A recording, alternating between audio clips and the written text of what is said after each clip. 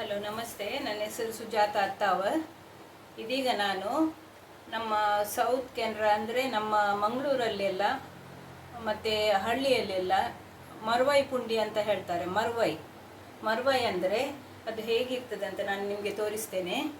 ಈಗ ಅದಕ್ಕೆ ಬೇಕಾಗುವ ಸಾಮಾನುಗಳು, ಪುಂಡಿಗೆ ಮಾಡುವ ಬೇಕಾಗುವ ಸಾಮಾನುಗಳು, ಇದರಲ್ಲಿ ಕುಚ್ಚಲಕ್ಕಿ 2 ಹಾಕಬೇಕು. ನೀವು ಲೋಟದೆಲ್ಲ ಹಾಕಿದರೂ ಸರಿ, ಮತ್ತು ಬೆಳ್ತಿಗೆ ಹಾಕಿ 1 ಲೋಟ ಹಾಕಿದರೂ ಸರಿ. ಒಂದು 5-6 ಮಂದಿಗೆ ಆಗ್ತದೆ.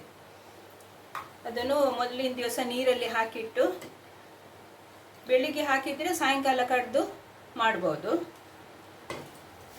ಇದೀಗ ನಾನು ಕಡ್ದಾಗಿದೆ, ನಂದು ಮಿಕ್ಸಿಯಲ್ಲಿ ಹಾಕಿ ಆಗಿದೆ. ಅಕ್ಕಿಯನ್ನು ಇದು ಅಕ್ಕಿ ಹಿಟ್ಟು.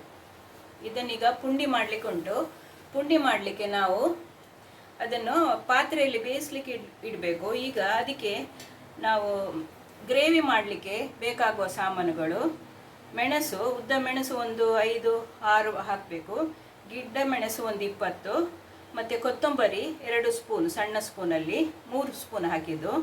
ಇದು 1 ಸ್ಪೂನ್, 1.5 ಸ್ಪೂನ್ ಜೀರಿಗೆ, ಅರಸಿನ, ಮೆಂತೆ 1.5 ಸ್ಪೂನು, ಮತ್ತು 1 ಸ್ಪೂನು ಇದು ಸಾಸಿವೆ. ಇದು ಕಡಿಲಿಕ್ಕೆ ಹಾಕುವ ಸಾಮಾನುಗಳು. ಮತ್ತು ತೆಂಗಿನ ತುರಿ, ಒಂದು ದೊಡ್ಡ ಇಡೀ ತೆಂಗಿನಕಾಯಲ್ಲಿ 3/4 ಭಾಷೆ ಹಾಕಬೇಕು. ನೀವೆಲ್ಲ ಇಡೀ ಹಾಕಿದರೂ ಆಗ್ತದೆ. ಅದಕ್ಕೆ ಗ್ರೇವಿ ಬೇಕು. ಪುಂಡಿ ಮಾಡಿ ಅದು ಮರ್ವೈದು ಪದಾರ್ಥ ಮಾಡಿ ಆದಮೇಲೆ ಅದಕ್ಕೆ ಹಾಕಿ ಮಾಡಲಿಕ್ಕೆ ಒಂದು ಇಡೀ ತೆಂಗಿನಕಾಯಿಯನ್ನು ಹಾಕ್ಬೋದು. ಇದೀಗ ಗ್ರೈಂಡ್ ಮಾಡಿದ ಇದನ್ನು ಮಾಡಿದ ಇದು ಬ್ಯಾಟರ್ ಉಂಟಲ್ಲ, ಅದನ್ನು ನಾನು ಬೇಯಿಸ್ಲಿಕ್ಕೆ ಇಡ್ತೇನೆ.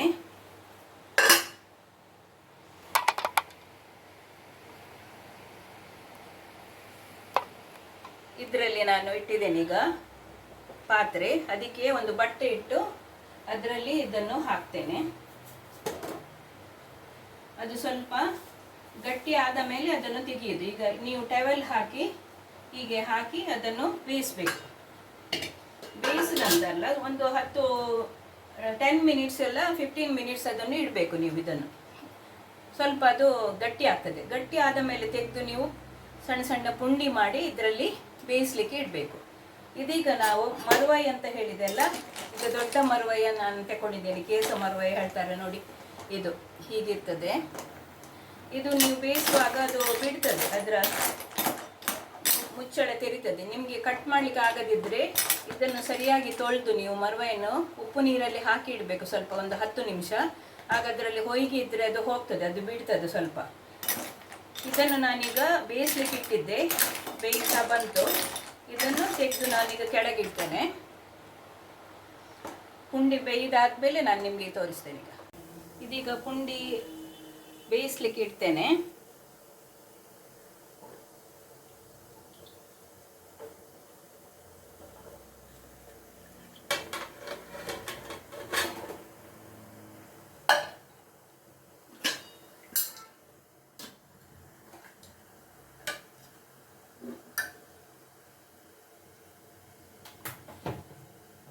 ಈಗ ಗ್ರೇವಿ ಆಯಿತು. ಇದು ಮಿಕ್ಸಿಯಲ್ಲಿ ಗ್ರೈಂಡ್ ಮಾಡಿದೆ ಗ್ರೇವಿ. ಇದಕ್ಕೆ ಒಂದು ನೀರುಳ್ಳಿ ಮತ್ತು ಸ್ವಲ್ಪ ಹುಳಿ ಹಾಕಬೇಕು. ನೀವು ಕಡಿಯುವಾಗ ಹಾಕಿದರೂ ಆಗ್ತದೆ, ಇದರ ಹುಳಿ ನೀರು ಕೂಡ ಹಾಕಿದರೆ ಆಗ್ತದೆ. ಮತ್ತು ಕಡಿಯುವಾಗ ಬೆಳ್ಳುಳ್ಳಿ ಕೂಡ 1-2 ಹಾಕಬೇಕು, ಅದು ಬಿಟ್ಟಿದ್ದೆ ನಾನು. ಬೆಳ್ಳುಳ್ಳಿ ಒಂದು ನೀರುಳ್ಳಿ ಬೇಕಂತ ಇಲ್ಲ, ಇದು ಗ್ರೇವಿ ಮಾಡುವಾಗ ನೀರುಳ್ಳಿ ಹಾಕಿದರೆ ಆಯಿತು. ಇದೀಗ ಬೇಯ್ತಾ ಉಂಟು. ಇದನ್ನು ನಾನೀಗ ಕುದಿಸ್ತೇನೆ. ಇದೀಗ ಪುಂಡಿ ಬೆಂದು ಆಯಿತು. ಇದೀಗ ಅದಕ್ಕೆ ಒಗ್ಗರಣೆ ಕೊಡ್ತೇನೆ. ಇಲ್ಲಿ ನಾನು ಗ್ರೇವಿಯನ್ನು ಕುದಿಲಿಕ್ಕೆ ಇಟ್ಟಿದ್ದೇನೆ. ಮರ್ವೈ ಹಾಕಿ ಅದನ್ನು ಕುದಿಲಿಕ್ಕೆ ಇಟ್ಟಿದ್ದೇನೆ. ಈಗ ಅದಕ್ಕೆ ಒಗ್ಗರಣೆ ಇಡ್ತೇನೆ. ಸಾಸಿವೆ ಹಾಕ್ತೇನೆ ಇದಕ್ಕೆ.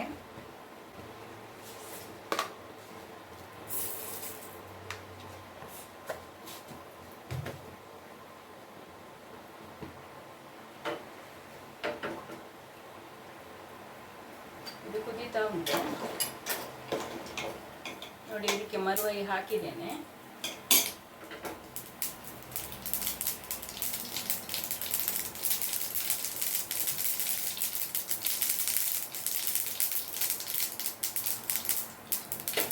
ಇದಕ್ಕೆ ಹಾಕ್ತೇನೆ.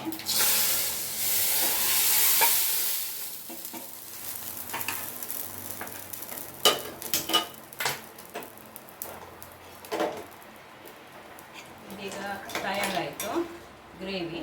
ಅದಕ್ಕೆ ನಾವೀಗ ಪುಂಡಿಯನ್ನು ಕಟ್ ಮಾಡಿ ಹಾಕಬೇಕು. ಕಟ್ ಮಾಡಬೇಕಂತ ಇಲ್ಲ, ಒಂದು ಎರಡೆರಡು ಕಟ್ ಮಾಡಿದರೂ ಆಗ್ತದೆ. ಇದನ್ನೇ ನಾನು ತುಂಬ ನೈಸ್ ಮಾಡಲಿಲ್ಲ, ಸ್ವಲ್ಪ ತರಿ ತರಿ ಮಾಡಿದ್ದೇನೆ. ಅದರಿಂದ ಅದು ಬೇಗ ಪುಡಿ ಆಗ್ತದೆ. ನೀವು ಇಡೀ ಹಾಕಲಿಕ್ಕೂ ಆಗ್ತದೆ, ಇಡಿಯನ್ನು ಹಾಕ್ಬೋದು. ತುಂಬ ನೈಸ್ ಆದರೆ ಮಾತ್ರ ನೀವು ಕಟ್ ಮಾಡಬೇಕಾಗ್ತದೆ. ಇದು ನಾನು ಸಣ್ಣ ಸಣ್ಣ ಪುಂಡಿ ಮಾಡಿದ್ದೇನೆ. ಆಮೇಲೆ ಅದು ಒಟ್ಟಿಗೆ ಈಗ ಕುದಿಬೇಕು.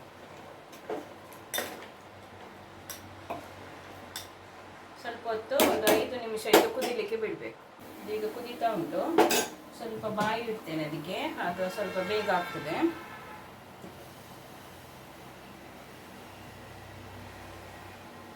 ಒಂದು 5 ನಿಮಿಷ ಇಟ್ಟರೆ ಸಾಕು.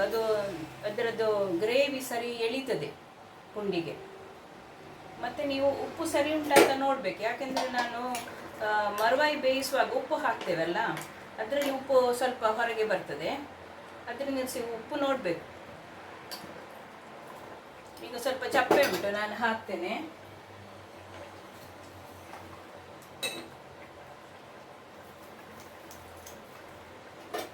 ನೋಡಿ ಹಾಕಬೇಕು. ಯಾಕಂದರೆ ಅದು ಮರವಾಯಿ ಬೇಯುವಾಗ ಅದರಲ್ಲಿ ಉಪ್ಪು ಇರ್ತದಲ್ಲ, ನಾವು ಉಪ್ಪು ಹಾಕಿದ್ದು ಅದು ತುಂಬ ಗ್ರೇವಿಗೆ ಬರ್ತದೆ ಕುದಿಯುವಾಗ.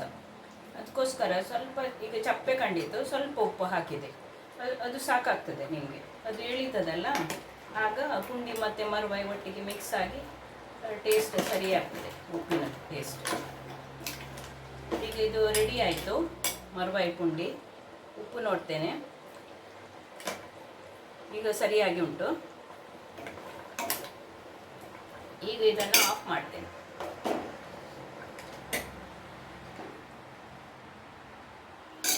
ಇದೀಗ ಮರವಾಯಿ ಪುಂಡಿ ರೆಡಿ ಆಯಿತು. ಇದನ್ನೀಗ ಒಂದು ಪ್ಲೇಟಿಗೆ ಸರ್ವ್ ಮಾಡಿ ತೋರಿಸ್ತೇನೆ.